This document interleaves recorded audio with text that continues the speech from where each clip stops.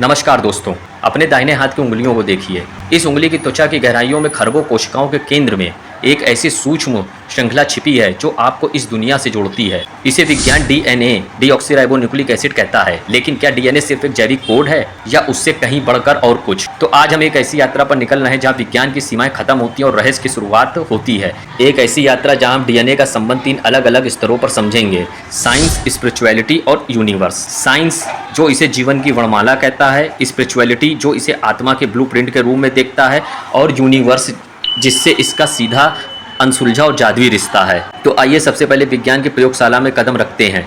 सन 1953 में James Watson और Francis Crick ने जब डीएनए के डबल हेलिक्स यानी घुमावदार सीढ़ी जैसे आकार की खोज की तो दुनिया दंग रह गई।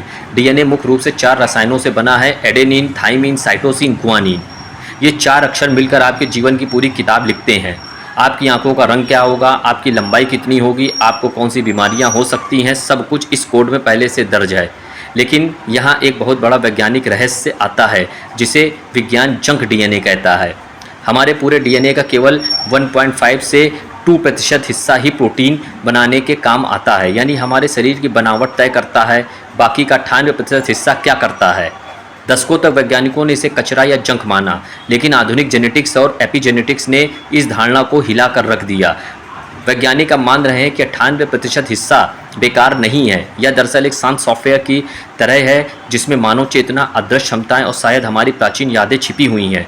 यह एक ऐसा रहस्यमय कोड है जिसे हम आज तक पूरी तरह डिकोड नहीं कर पाए हैं। ज़रा सोचिए, 1 ग्राम डीएनए में 215 पेटाबाइट यानी कि 21 करोड़ से ज़्यादा गीगाबाइट डेटा स्टोर किया जा सकता है। मानव इतिहास का पूरा डेटा एक छोटे से कमरे में रखे डीएनए में समा सकता है। इतना सटीक, इतना शक्तिशाली और इतना सूक्ष्म डेटा स्टोरेज सिस्टम बिना किसी परम बुद्धिमत्ता के कैसे बन सकता है? अब हम इसके आध्यात्मिक जुड़ाव की बात करते हैं। जब विज्ञान के प्रयोगशाला से बाहर निकलकर पूर्व के ऋषियों और प्राचीन आध्यात्मिक ज्ञान की ओर चलते हैं।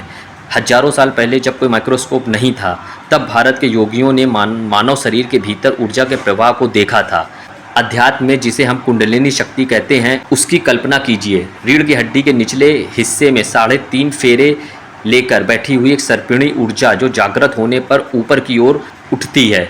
अब जरा डीएनए के डबल हेलिक्स आकार को याद कीजिए। 2 सर्पिलाकार धागे जो आपस में लिपटे हुए हैं। क्या यह सिर्फ एक संयोग है या प्राचीन ऋषियों को उस सूक्ष्म सत्य का पहले से ही आभास था जिसे विज्ञान ने आज जाकर देखा है? प्राचीन चिकित्सा पद्धतियों और गुण विद्याओं के अनुसार डीएनए केवल मांस और खून को नियंत्रित नहीं करता, बल्कि यह हमारी चेतना यानी कॉन्साइसनेस का वाहक है। अध्यात्म कहता है कि आपके कर्म, आपके पूर्वजों के संस्कार और आपकी आत्मा की यात्रा का लेखा जोखा इसी सूक्ष्म धागे में दर्ज होता है जिसे हम कार्मिक इम्प्रिंट्स कहते हैं। जब आप ध्यान करते हैं, जब आप गहरे मौन में उतरते हैं, तो आप वास्तव में अपने जैविक स्तर पर बदलाव कर रहे होते हैं। कई सारे वैज्ञानिकों ने यह भी माना है कि डीएनए केवल रसायनों से नहीं बदलता, बल्कि इस पर शब्दों, ध्वनियों और विचारों की तरंगों का सीधा असर पड़ता है। जब आप प्राचीन मंत्रों का उच्चारण करते हैं या गहरे प्रेम और कृतज्ञता की भावना में होते हैं, तो हमारे विचार डीएनए के कंपन यानी वाइब्रेशन को बदल देते हैं। यह विज्ञान और अध्यात्म का वह बिंदु है जहाँ दोनों एक हो जाते हैं। आप अपने विचारों को इस पृथ्वी से ऊपर उठाइए, ले चलिए खुद को आकाश गंगाओं, सुपरनोवा, अनंत ब्रह्मांड के बीच। डीएनए का ब्रह्मांड से क्या संबंध है? मानव खगोल शास्त्री कार्ल सगन ने एक बार कहा था, हम सब तारों की धूल से बने हैं। यह कोई काव्यात्मक पंक्ति नहीं है, यह एक वैज्ञानिक सत्य है। आपके डीएनए में मौजूद हाइड्रोजन, कार्बन, नाइट्रोजन, फास्फोरस, ये तत्व अरबों साल पहले किसी दूरस्थ तारे के फटने यानी सुपरनोवा से पैदा हुए थे। यानी जो ब्रह्मांड बाहर फैला हुआ है वही ब्रह्मांड आपके भीतर डीएनए के रूप में सिमटा हुआ है। लेकिन रहस्य इसमें भी गहरा है। गणितज्ञों और खगोलविदों ने पाया ब्रह्मांड की संरचना, आकाश गंगाओं का घूमना, ब्लैक होल का सर्पिलाकार आकार और यहाँ तक कि अंतरिक्ष के ताने बाने स्पेस टाइम फैब्रिक का घुमाव ठीक उसी फिबोनाची सीक्वेंस और पवित्र ज्यामिति का पालन करता है जिसमें हमारा डीएनए बना है।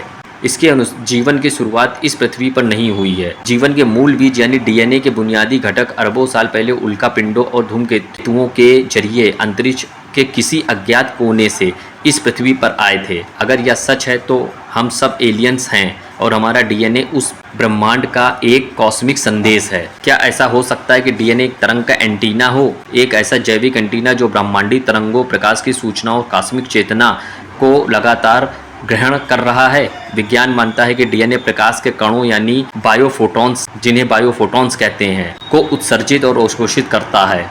हम लगातार ब्रह्मांड के साथ प्रकाश की भाषा में बात कर रहे हैं। बिना या जाने कि हमारे भीतर या कॉस्मिक रेडियो चालू है। तो अंत में डीएनए क्या है? यदि आप इसे प्रयोगशाला में टेस्ट ट्यूब में देखेंगे तो यह केवल अणुओं का एक समूह है। यदि आप इसे ध्यान की गहराइयों में महसूस करेंगे तो यह चेतना की वह सीढ़ी है जो आत्मा को परमात्मा से जोड़ती है। और यदि आप इसे रात के अंधेरे में तारों से भरे आसमान के नीचे बैठकर सोचेंगे तो यह ब्रह्मांड का वह सिग्नेचर है जो उसने आपके भीतर किया है। तो विज्ञान, अध्यात्म और ब्रह्मांड अलग अलग नहीं है, या एक ही सत्य को देखने के तीन अलग अलग नज़रिए हैं। विज्ञान हमें कैसे बताता है, अध्यात्म हमें क्यों बताता है, और ब्रह्मांड हमें हमारी विशालता यानी स्केल का एहसास कराता है। आपका डीएनए एक जीवित पुल है, या आपकी जैविक विरासत आपके आध्यात्मिक भविष्य और ब्रह्मांड के अनंत अतीत को एक बिंदु पर बांधता है। आप केवल हाड़ मांस के पुतले नहीं हैं, आप ब्रह्मांड की वह आँखें हैं जिसमें ब्रह्मांड खुद को देख रहा है। आप एक चलते फिरते ब्रह्मांड हैं। अपने भीतर इस रहस्य को जानिए, इसका सम्मान कीजिए। तो दोस्तों, आपको क्या लगता है कमेंट बॉक्स में अपनी राय ज़रूर लिखिए और हमारे चैनल को सब्सक्राइब जरूर करिए। धन्यवाद।